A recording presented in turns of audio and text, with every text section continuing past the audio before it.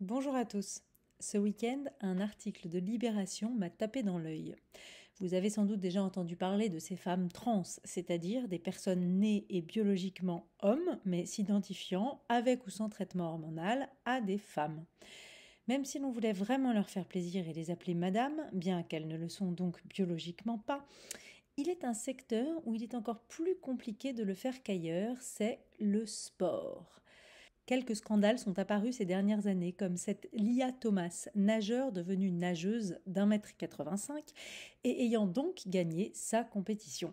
Ou bien Alba Diouf, athlète qui n'était autre que le 980e coureur français et qui devient la 58e coureuse mondiale.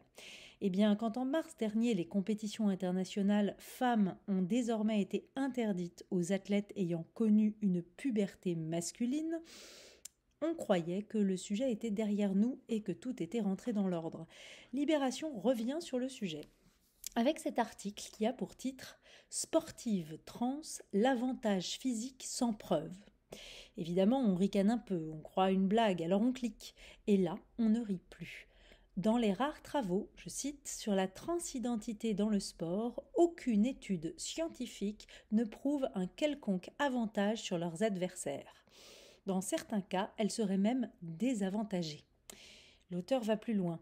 Dans l'imaginaire collectif, les femmes ayant eu une puberté masculine garderaient des atouts physiologiques favorisant la performance physique.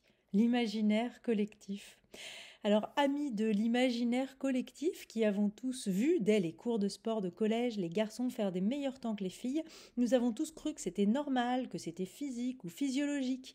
Eh bien non, on était juste plus nuls, nous les filles, toutes plus mauvaises que les garçons. Car voilà ce que ça dit en sous-texte, évidemment. Si les femmes nées femmes sont plus mauvaises que les femmes nées hommes, alors bien sûr, c'est juste qu'on est plus nuls. Merci pour cette belle leçon de féminisme.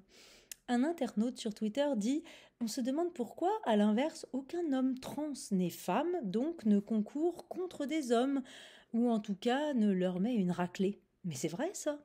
Un autre écrit « Libé à deux doigts d'affirmer que depuis des décennies, toutes les instances sportives nationales et internationales sont complètement débiles d'organiser des compétitions séparées pour les hommes et les femmes. » Et bonne semaine sur RCJ.